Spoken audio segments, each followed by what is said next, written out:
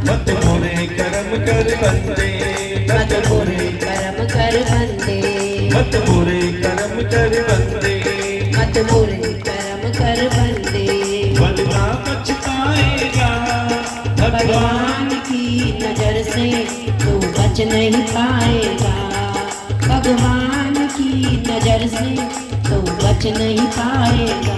इसीलिए संत महात्मा कहते हैं प्यारे, जो जीते जी दान करते हो वही तुम्हारा है, जो जीते जी सेवा करते वही तुम्हारा है, जिसका तन मन धन सेवा में लगता है वो वैकुंठ में जाता है, और जो सत्संग से दूर रहता है उसे यम के दरबार में जाना पड़ता है।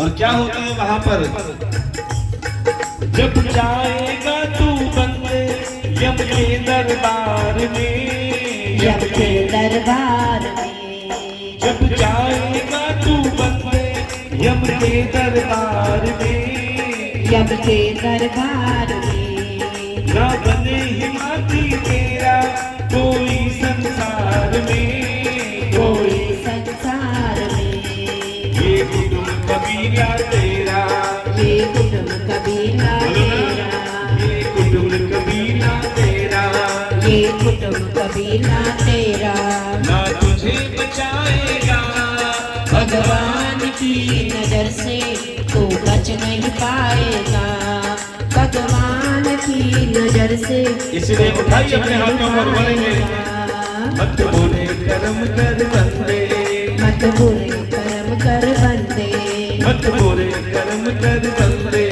मत बुरे कर्म कर बंदे, वरना पछताएगा भगवान की नजर से तो बच नहीं पाएगा, भगवान की नजर से तो बच नहीं पाएगा। और प्यारे, आज इंसान झूठ बोलता है, आज इंसान बेईमानी करता है, किसके पीछे? परिवार के पीछे, कि परिवार को पालना है इसलिए थोड़ा बहुत झूठ भी बोलना पड़ता है, बेईमानी भी करनी पड़ती है। लेकिन ईमानदारी से बताओ, आपके कमाए हुए धन को परिवार वाले खाते हैं, पालन पोषण करते हैं, कभी धर्म पत्नी ये नहीं पूछती कि तुम धन कहां से लाए हो, कितना झूठ बोला, कितनी बेईमानी करके लाए हो, वो धन का सब भागीदारी बनते हैं। लेकिन प्यारे, जब वो पाप से धन कमाया है ना, जब उसका भुगतान करने की बारी आती है, ना पत्नी आगे आती, ना भाई आगे आता। शमशान में लिखा था एक, यहाँ तक लाने के लिए बहुत बहुत धन्यवाद, आगे की यात्रा में अकेला करूंगा। पत्नी कितनी अपनी होती है ना, लेकिन जब पति की मृत्यु होती है तो प्यारे केवल चौखट तक साथ जाती है, इससे आगे नहीं जाती। रिश्तेदार कितने भी अपने हों, वो भी शमशान तक जाते वापस आ जाते हैं, और उसके बाद उसे अकेले यात्रा करनी पड़ती है, कोई साथ नहीं जाता। इसीलिए संत महात्मा बताते हैं और क्या कहते हैं, जिसके लिए तू करता तू छल और बेईमानी, तू छल और बेईमानी, जिसके लिए करता है तू छल और बेईमानी, तू छल और बेईमानी, कोई नहीं है तेरा ये बात न पहचानी, ये बात न पहचानी, कोई नहीं है तेरा ये बात न पहचानी, ये बात न पहचानी, अपने कर्मों का फल तो, अपने कर्मों का फल तो, अपने कर्मों का फल तो, अपने कर्मों का फल तो तू खुद ही पाएगा। भगवान की नजर से तो बच नहीं पाएगा, भगवान की नजर से तो उठाइए अपने हाथों पर बोलेंगे, मत बुरे कर्म कर बंदे, मत बुरे कर्म कर बंदे, मत बुरे कर्म कर बंदे, मत बुरे कर्म कर बंदे, वरना पछताएगा भगवान की नजर से तो बच नहीं पाएगा, भगवान की नजर से तो बच नहीं पाएगा। नजर से तू कुछ नहीं पाए। प्रेम से से बोलना पड़ेगा, राधे राधे, जोर से बोलना पड़ेगा, राधे राधे। इसीलिए कहते हैं प्यारे कि जितनी जल्दी हो सके तुम्हारे मन में अगर अच्छा काम करने का मन करता है उसे तुरंत कर डालो। मन करता है कि कथा सुननी है, आना चालू कर दो, क्योंकि पल का भरोसा नहीं अगला कदम तुम्हारा पड़े ना पड़े। तुम्हें पता लगा है कि भागवत कथा हो रही है, तुम्हारा मन करता है, समझ लेना ठाकुर तुम्हें बुला रहे हैं, कभी देर मत करना कथा में आने। कल पर छोड़ोगे कोई फायदा नहीं, कल किसी का नहीं आता। तुम्हारा मन सेवा करने का करता है, तो जब तुम्हारा अच्छा मन करने की सोचे उसे तुरंत कर डालो। लेकिन इंसान उल्टा करता है, बुरे काम तो जल्दी कर लेता है, बुरे काम तो जल्दी कर लेता है। इधर देखता है कोई देख तो नहीं रहा, इधर देखता है, आगे देखता है, पीछे देखता है कोई देख तो नहीं रहा, लेकिन ऊपर देखना भूल जाता है। प्यारे तुम्हारा कैमरा ऑफलाइन हो सकता है, लेकिन मेरे ठाकुर का कैमरा हमेशा ऑनलाइन रहता है कि तुम क्या कर्म कर रहे हो। इसलिए जब भी तुम्हारा मन अच्छे काम करने का करे, सेवा करने का करे, कथा सुनने का करे, दान पुण्य करने का करे, प्यारे उसे तुरंत कर डालो। फिर चमत्कार देख लेना, पौधा जितनी जल्दी बीज डालोगे उतनी जल्दी वृक्ष बनना चालू हो जाएगा। जब बीज नहीं डालोगे तो वृक्ष कहां से बनेगा। इसलिए तुम्हारे सत्कर्म तुम्हारे प्रारब्ध बनते हैं। आज का किया हुआ कर्म तुम्हारा प्रारब्ध बनता है, और प्यारे वो तब काम आता है जब कुछ काम नहीं आता। किसी के घर में कोई एक्सीडेंट हो जाता है या भयानक बीमारी से इंसान बच जाता है, तो लोग कहते हैं ना, कुछ लिया दिया आगे आ गया, काम आ गया। ये लिया दिया क्या है जो तुम कथा सुन रहे हो? ये लिया दिया क्या है जो तुम प्रसाद में सेवा कर रहे हो, भंडारे में सेवा कर रहे हो, कन्यादान में सेवा कर रहे हो? ये किसी पे एहसान नहीं कर रहे प्यारे, ये अपना आगा सुधार रहे हो। परसों कथा सुनाई थी ना, आप खाओगे बिल आपके पोते भरेंगे। आज जो तुम सेवा कर रहे हो प्यारे, इसका फल आपके परिवार को, आपके बच्चों को, आपके पोतों को मिलेगा। इसलिए अच्छे काम में कभी देर मत करना, और सेवा में कभी कंजूसी मत करना, अगर आप चाहते हो कि इसका फल हमारे बच्चों को मिले। अब राजा बलि ने कहा, ठीक है महाराज, चिंता मत करो, मैं 3 पग भूमि देने का वचन देता हूं। कमंडल हाथ में ले लिया संकल्प करने के लिए। तभी राजा बलि के कुलगुरु शुक्राचार्य जी, कौन? शुक्राचार्य जी, वो छोटे से ब्राह्मण को पहचान गए। अरे राजा बलि, इस ब्राह्मण को दान मत देना, मैं कहता हूं इस ब्राह्मण को बिल्कुल दान मत देना। राजा बलि कहने लगे, महाराज ये क्या कह रहे हो? इससे पहले बड़े बड़े ब्राह्मण आए, जिनको मैंने सोना चांदी हीरे मोती खूब दान दिए, तुमने उनको तो मना नहीं किया। ये बेचारा कितना सुंदर ब्राह्मण है, छोटा सा, 3 पग भूमि मांग रहा है, और तुम इसे मना कर रहे हो? बोले राजा बलि, तुम नहीं जानते कि ये छोटा सा ब्राह्मण कौन है? बोले आप ही बताओ कौन है? बोले ये और कोई नहीं, ये श्री हरि नारायण भगवान है। बोलिए नारायण भगवान की जय। और प्यारे,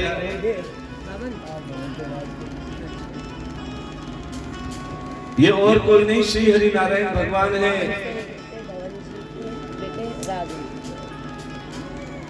ये 501 रुपए भागवत कथा में ठाकुर जी की बधाई के स्वरूप में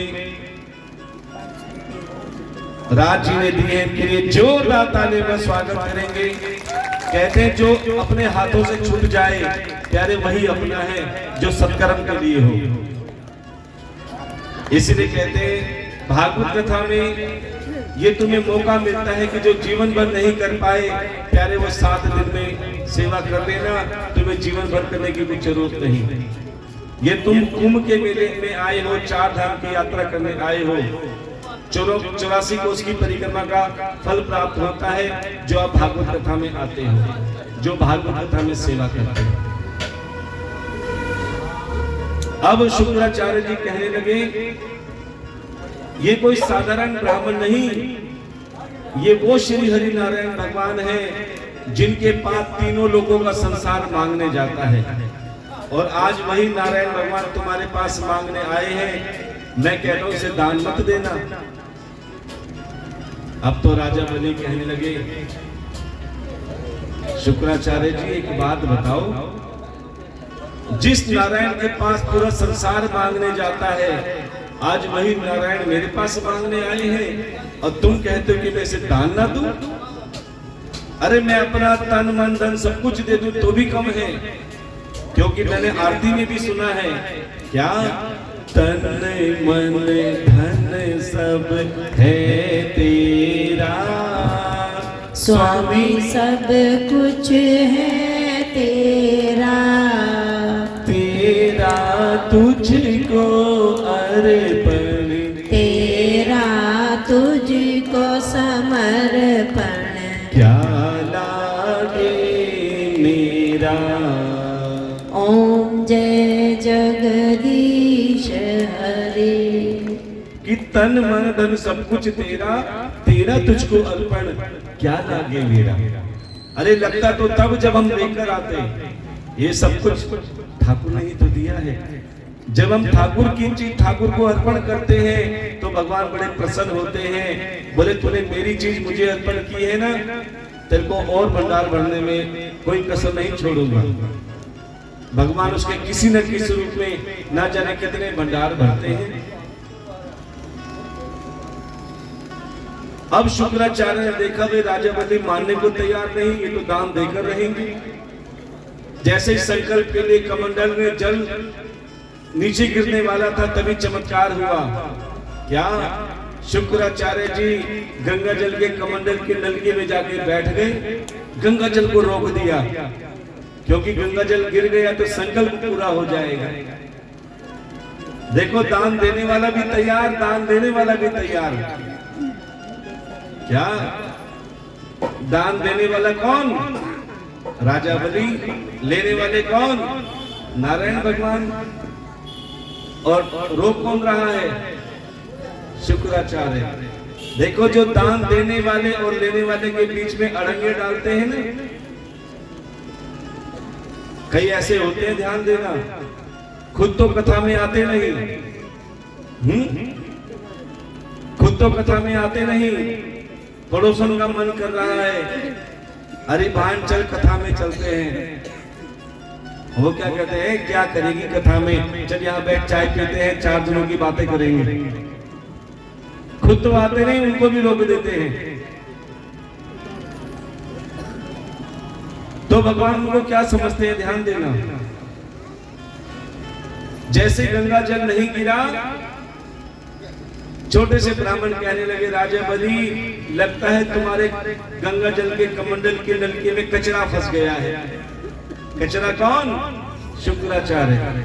बोले इस कचरे को निकालना पड़ेगा।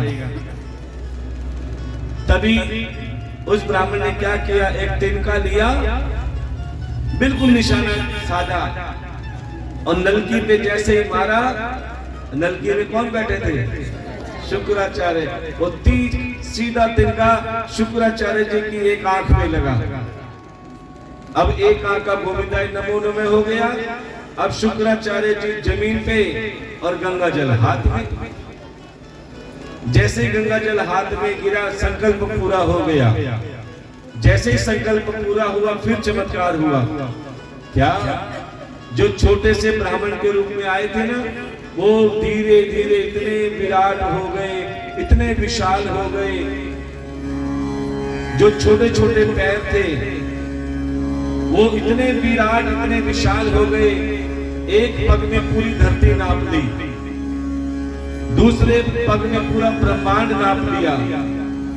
अब तीसरा पग रखने की जगह नहीं बची। वही ब्राह्मण कहने लगे, अरे राजा बलि, तुम कहते थे ना कि मेरे से बड़ा कोई दानी नहीं। अब बताओ तुम्हारे पास दान देने के लिए कुछ बचा है? मैं तीसरा पग कहां रखूं? अब तुम्हारे पास देने के लिए कुछ नहीं बचा। और अगर दान देने के लिए तुम्हारे पास कुछ नहीं है और ब्राह्मण अगर खाली चला गया तो तुम पाप के भागी बनोगे। इतना सुनते ही प्यारे राजा बलि ने हाथ जोड़ लिए, प्रभु आपने मेरा धन दिया, बहुत अच्छा किया, क्योंकि ये भी आपका ही दिया हुआ था, मैं कौन सा साथ लाया था। और आपका ये विराट रूप देखकर मेरा मन भी आपका हो गया। अब बचा ये तन। राजा बलि ने अपना शीश प्रभु के चरणों में रख दिया, बोले प्रभु ये तीसरा पग मेरे शीश में धारण कर लो और ये मेरा दान स्वीकार कर लो। ये बात सुनकर प्यारे वामन भगवान ने तीसरा पग राजा बलि के सिर पे रखा और पाताल लोक भेज दिया कि जाओ राजा बलि तुम पाताल लोक की सेवा करो। अब तो वामन भगवान कहने लगे, राजा बलि तुम्हारा दान स्वीकार हुआ, तुम्हारे जैसा तीनों लोगों में कोई दानी नहीं होगा जिसने अपना तन मन धन तीनों दे दिए। देखो भगवान के आगे जब हम सर झुकाते हैं ना, मंदिर में जाके सब सर झुकाते हैं, लेकिन मतलब किसी को नहीं पता। सर झुकाने का मतलब है जैसे राजा बलि ने शीश प्रभु के चरणों में समर्पित किया था कि हमारा तन मन धन सब कुछ अब तुम्हारा ही है। शीश झुकाने का मतलब है पूर्ण समर्पण।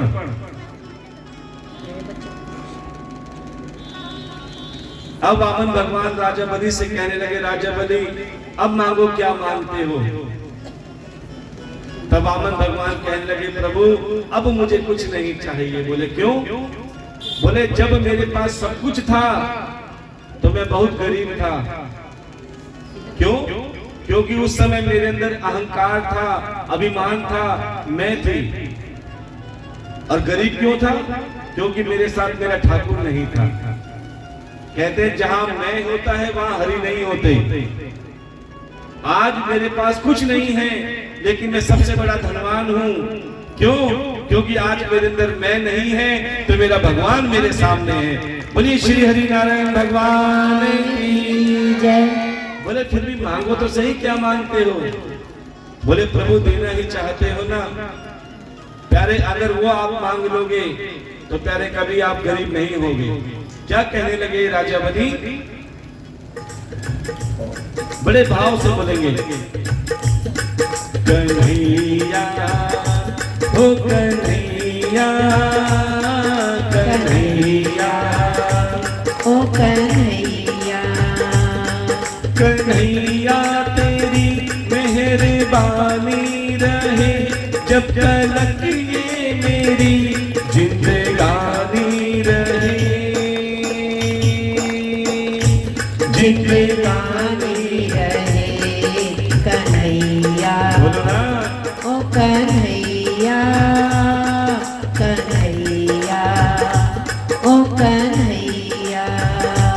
अब प्यारे राजा बलि कहने लगे कि मैंने सुना था, आज देख भी लिया कि तुम तीनों के नाथ हो। कहते ना दीन बंधु दीनानाथ। जो अभिमानी होते हैं तुम उनका साथ नहीं देते, लेकिन जो दीन होते हैं, जो गरीब तुम्हें फरियाद करते हैं तुम उनकी सुनते हो।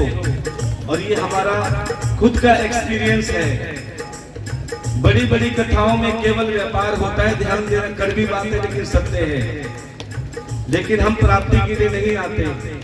हम तो कहते हैं ठाकुर जी हम अपना नाम ले रहे हैं और ये चमत्कार आपने हमें कई बार दिखाया है कि आप हमारे साथ हो।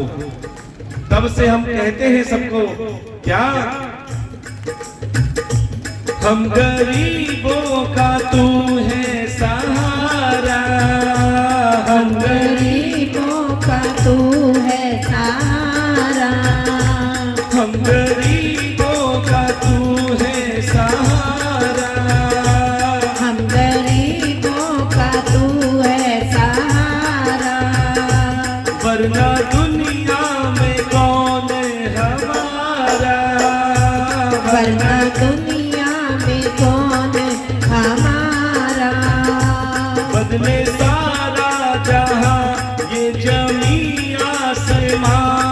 के सारा जहां ये जमी आसमां। प्रीत अपनी तो यूं ही पुरानी रहे, हाँ पुरानी रहे। कन्हैया भाव से बोलेंगे सभी ओ तालियों के साथ। कन्हैया कन्हैया ओ कन्हैया। कन्हैया तेरी मेहरबानी रहे, जब तक ये मेरी जिंदगानी रहे। जिंदगानी रहे कन्हैया ओ कन्हैया कन्हैया ओ कन्हैया।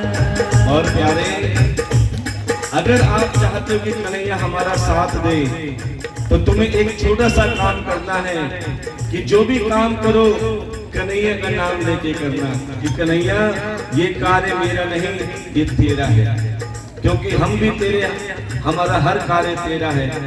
तो एक बार आप मेरे ठाकुर से कहकर देखो, मेरा हर काम तेरे लिए है, मेरा हर काम तेरे लिए है। हर कर्म तेरी खातिर किए हैं, हर कर्म तेरी खातिर किए हैं। बस इतना करो और कुछ ना करो, बस इतना करो और कुछ ना करो। सबके होठों पे तेरी कहानी रहे, हाँ कहानी रहे कन्हैया ओ कन्हैया कन्हैया ओ कन्हैया। और प्यारे, भगवान से कहना कि हे प्रभु, हम पतित हैं, पापी हैं, अज्ञानी हैं, मंत्रहीनम क्रियाहीनम भक्तिहीनम जनार्दनम। ना हमें कोई ज्ञान है, लेकिन जैसे भी हैं तेरे हैं। हम तुम्हें भूल जाएंगे हो सकता है, लेकिन गोविंद आप हमें कभी मत भूलना, आप हमें कभी मत छोड़ना। भाव से कहकर देख लेना, भूल से ही हमें याद कर लो, भूल से ही हमें याद कर लो। हमसे बनवारी कुछ बात कर लो, हमसे बनवारी कुछ बातें कर लो। मैं इतना कहूँ और कुछ ना कहूँ, मैं इतना कहूँ और कुछ ना कहूँ। मेरे पास में तेरी निशानी रहे, हाँ निशानी रहे कन्हैया ओ कन्हैया कन्हैया ओ कन्हैया। कन्हैया तेरी मेहरबानी रहे, जब तक ये मेरी जिंदगानी रहे। जिंदगानी रहे कन्हैया ओ कन्हैया कन्हैया ओ कन्हैया। ओ कन्हैया, कन्हैया ओ कन्हैया। प्रेम से बोलना पड़ेगा, राधे जोर से बोलना पड़ेगा। राधे राधे। इसीलिए प्यारे, आप चाहते हो ना कि भगवान हमेशा हमारे साथ रहे, तो बिल्कुल सरल बन के कथा में आना, बिल्कुल अज्ञानी बन के कथा सुनना और भिक्षुक बन के कथा में बैठना। अब प्यारे, बहुत सुंदर हमारे ठाकुर जी का जन्म उत्सव होने जा रहा है, और कहते हैं जब तक सूर्य वंश नहीं आता तो चंद्र वंश कैसे आए। जब तक श्री राम जी का आगमन नहीं होता तो श्याम जी कैसे आए। तो आइए बड़े भाव से राम कथा की ओर चलते हैं। वैसे तो राम कथा इतने विस्तार पूर्वक है कि हम 9 दिन कथा कहेंगे ना हमारा मन भरेगा ना आपका पेट भरेगा, लेकिन सूक्ष्म रूप में आपको बता रहे हैं, बड़े ध्यान से सुनना। महाराज दशरथ जी जिनकी 3 धर्म पत्नियां, कितनी? अच्छा आपको एक बात बताते हैं, धर्म पत्नी और पत्नी में भी फर्क है। बोले महाराज ये क्या बात हुई, है तो एक ही, लेकिन धर्म पत्नी और केवल पत्नी में फर्क है। कैसे? बड़े ध्यान से सुनना। पत्नी कौन है और धर्म पत्नी कौन है? पत्नी वो जो पति को पतन के स्थान पे ले जाए। पतन का स्थान कैसे होता है बताएं आपको। आजकल घरों में 80% घरों में कलेश चल रहा है। किसके पीछे? कहते ना आमदनी अठन्नी और खर्चा। पति की तनख्वाह है 20,000 रुपए, खर्चा करवाती है धर्मपत्नी 50,000 रुपए। जरा सी गर्मी की छुट्टी आई, अजी चलो शिमला, अजी चलो कुल्लू मनाली, चलो यहाँ चलो वहां चलो, जिद पकड़ के बैठ गई। अब पति देव कर्जा करके घुमा के लाए। अब झूठ मूठ का आनंद तो मना लिया, लेकिन कर्जा किसके सर पे? इसे कहते हैं पत्नी। बेटा बैठ जाओ, एक एक बात को ध्यान से सुनना। और धर्म पत्नी कौन है? धर्म पत्नी वो जो पति देव को धर्म के रास्ते पे ले जाए।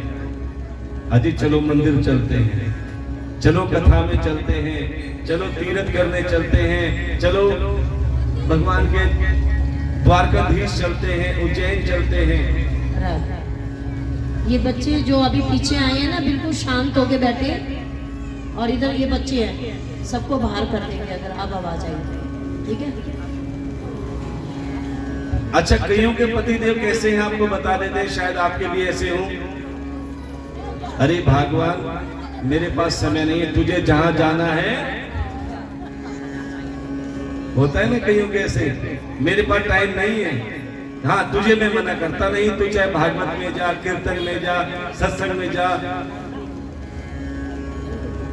अच्छा वो धर्मपत्नी क्या करती है? ठीक है प्रभु आप मत जाओ, लाओ 100 रुपए दो, कथा में चढ़ाने हैं, लाओ 500 रुपए दो, भंडारे में देने हैं, लाओ 1100 दो, कन्यादान में देने हैं। वो भी धर्म पत्नी है। बेशक पति नहीं आए, लेकिन उनके नेक कमाई को धर्म के कार्य में लगाया।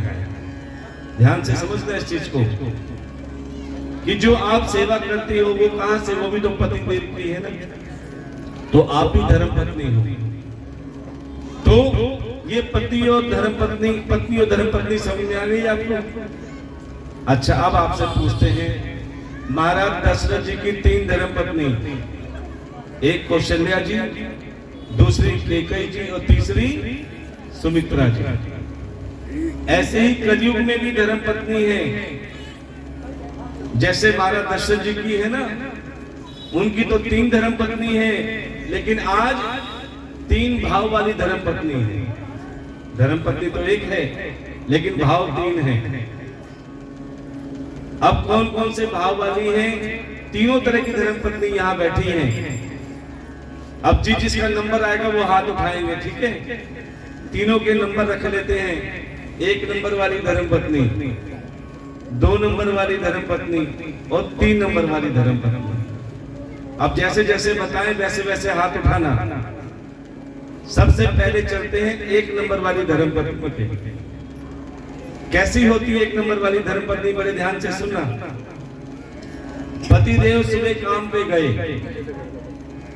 पतिदेव सुबह काम पर गए, शाम को थके हारे घर आए। पतिदेव ने दरवाजा खटखटाया, धर्म पत्नी ने दरवाजा खोला, ओहो मुस्कुराते हुए। ये 1 नंबर वाली धर्म पत्नी के लक्षण है। दरवाजा कैसे खोला? अरे बोलो ना, मुस्कुराते हुए। देखो, अगर धर्म पत्नी मुस्कुराती मिल गई ना, तो पति देव की आधी थकान तो वैसे दूर हो जाती है। जैसे ही पति देव आए, आइए प्रभु, आओ ना। अब पति देव आए, कुछ कहा भी नहीं, पानी का गिलास ले आई, लो प्रभु पानी पियो। अर्थात जो बिन बोले काम करे। पति देव ने मांगा नहीं था, पहले ही पानी का गिलास आ गया। पति देव बड़े खुश हुए। अब पत्नी कहने लगी, आप पानी पियो जब तक मैं चाय बना के लाती हूँ। अभी पति देव ने मांगा भी नहीं, चाय भी हाजिर। चाय पीने लगे, बोले आप चाय पियो, मैं भोजन बनाती हूँ जब तक। प्यारे, चाय का गिलास अभी खत्म नहीं हुआ, भोजन की थाली सामने आ गई। इसे कहते हैं एक नंबर वाली धर्मपत्नी। अब ईमानदारी से बता दो, भगवान के आगे बैठे हो, एक नंबर वाली धर्मपत्नी कौन कौन सी है?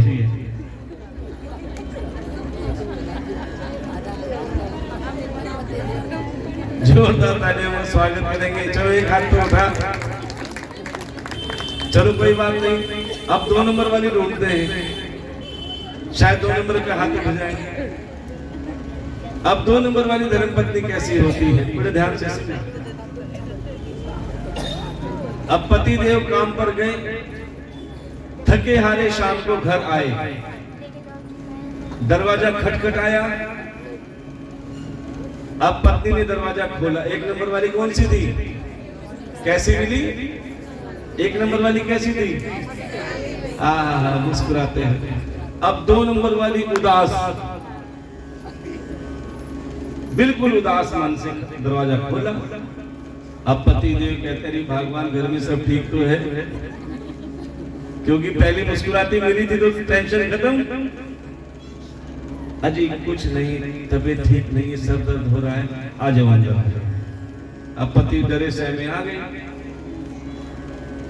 अब पत्नी कुछ कह नहीं रही, पति कुछ कह नहीं रहे। अब पति देव क्या कहते हैं, भगवान बहुत थक गया हूँ, थोड़ा पानी मिल जाता तो। अजी अभी लाई तो सही पत्नी, लेकिन कहने पर। 1 नंबर वाली कैसी थी? जो बिना कहे लाई। अब ये पत्नी लाई तो थी, लेकिन कहने पर लाई, लो पानी पियो। अब पति देव ने पानी पिया। अब पत्नी फिर बैठ गई। अब पति देव कहते थे, भगवान गला सूख रहा है, थोड़ी चाय मिल जाती है तो। अजी अभी लाई लेकिन कह कर। इसे कहते हैं 2 नंबर वाली धर्मपत्नी, जो कहकर काम करे। अब 2 नंबर वाली हाथ उठाना ईमानदारी से, जो कहकर काम करती है। अरे 2 नंबर वाली भी नहीं है। अच्छा, जोरदार तालियों में स्वागत करेंगे। देखो भगवान के आगे सच्चाई बोलनी है। हाँ, पहला और दूसरा मिक्स है। चलो 3री नंबर पे चलते हैं। अब 3रे पे हाथ उठा लेना। अब 3 नंबर वाली धर्मपत्नी कैसी है, ध्यान देना। अब सुबह पति देव काम पर गए। हाँ जी, बातें ना करना। सुबह पति देव काम पर गए, थके हारे पसीनों से तरबतर आए। दरवाजा खटखटाया। अब पत्नी ने दरवाजा खोला। 1 नंबर वाली कैसी थी? मुस्कुरा। 2 नंबर वाली उदास। 3री ओहो गुस्से से लाल,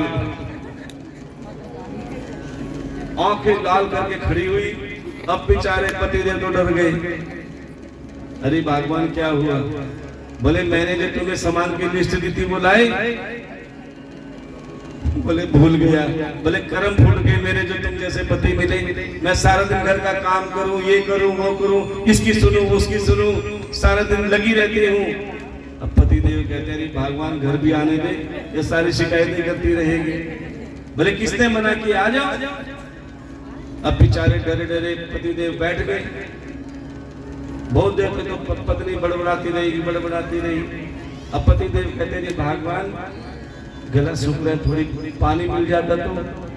पानी पियोगे? बोले हाँ। फ्रिज खोलो। हाँ, पूरी बोतल निकालना, 2 गिलास लेके आना, एक अपने लिए और एक।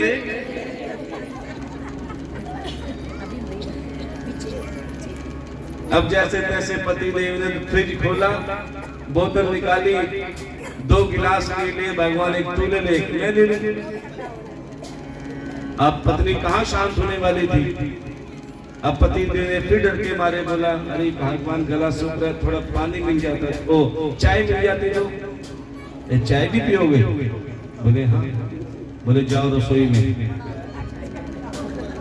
हाँ 2 कप बनाना, 2, एक मेरे लिए और एक। अब 3 नंबर वाली तो हाथ उठा दो। अच्छा 4 नंबर वाली हो, बहुत अच्छी बात है। देखो हम कहते हैं, फिर हाथ क्यों नहीं उठाया फिर? चलो हम आपको बताते हैं। पिछली कथा में, हाँ जी, पिछली कथा में हमने कई कथा करी, वहां पे हमने 1 नंबर पे जब बोले ना कि 1 नंबर वाली बहन हाथ उठाना, इतने लंबे हाथ उठाए एक महिला ने कि मैं हूं 1 नंबर वाली। पड़ोसन कह दिए, सुबह तो तुम पति देव से लड़ रही थी, यहाँ तो 1 नंबर वाली बन रही है। हम कहते हैं प्यारे, चाहे वो 3 नंबर वाली हो, चाहे 2 नंबर वाली हो, प्यारे कथा सुनकर ऐसा स्वभाव हो जो अगली बार सारी 1 नंबर वाली धर्मपत्नी बन जाए। प्यारे ये कथा का स्वभाव ऐसा होना चाहिए कि जरूरी नहीं कि आपका कुछ बदले ना बदले, अगर आपका स्वभाव बदल गया तो जीवन बदल जाएगा। अच्छा, अब मार्केट में 4 नंबर वाली भी आ गई है, लेकिन 4 नंबर वाली बहुत कम है। बताएं कहां पर है? अभी वो टीवी में आ रही है, वो नीला ड्रम वाला बात सुनी थी ना?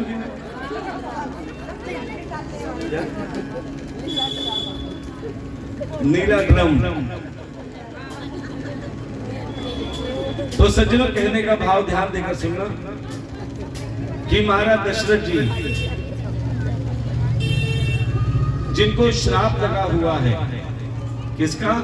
श्रवण कुमार के माता पिता का, और उन्हें एक वरदान भी मिला हुआ है कि वो बिना देखे, केवल सुनकर जिस पर तीर चला देते हैं, प्यारे वो तीर सीधा निशाने पे लगता है। अब महाराज दशरथ जी शिकार खेलने के लिए गए, पूरा दिन शिकार ढूंढते रहे, शिकार नहीं मिला। जंगल में एक पेड़ के नीचे बैठ गए। वहीं पर श्रवण कुमार अपने माता पिता को तीर्थ कराने के लिए कंधे पर ले जा रहे थे। तभी प्यारे श्रवण कुमार के माता पिता को प्यास लगी। पुत्र से कहा, पुत्र बहुत प्यास लग रही, थोड़ा जल की व्यवस्था हो जाए। श्रवण कुमार ने कहा, पिताजी मैं अभी व्यवस्था करता हूँ। माता पिता को स्थान दिया और प्यारे जंगल में मटकी लेकर जल ढूंढने लगे। तभी जैसे नदी में खाली मटकी डाली, तो कहते हैं जब खाली मटकी नदी में डालते हो तो बुलबुले की आवाज आती है। और उसी पास में महाराज दशरथ जी शिकार ढूंढ रहे थे। जैसी मटकी डाली, बुलबुले की आवाज आई, कानों में पड़ी। दशरथ जी के बिना देखे तीर छोड़ दिया और प्यारे वो तीर सीधा श्रवण कुमार की छाती पे लगा। श्रवण कुमार की मृत्यु हुई। और प्यारे श्रवण कुमार के माता पिता को जब पता लगा कि ये कार्य महाराज दशरथ ने किया है, तुरंत श्राप दे दिया कि महाराज दशरथ तुमने हमारे पुत्र से वियोग करवाया है, हम तुम्हें श्राप देते हैं कि तुम भी पुत्र वियोग में ही जियोगे। महाराज दशरथ जी की अपनी कोई संतान नहीं थी। महात्मा श्रृंगी ऋषि से पुत्र उत्पत्ति यज्ञ करवाया और महात्मा ने उन्हें एक खीर का दोना दिया कि महाराज ये अपनी पत्नी को खिला देना, पुत्र हो जाएगा। अब कौशल्या जी को वो खीर का दोना दे दिया। ये बच्चों को बिठा लो।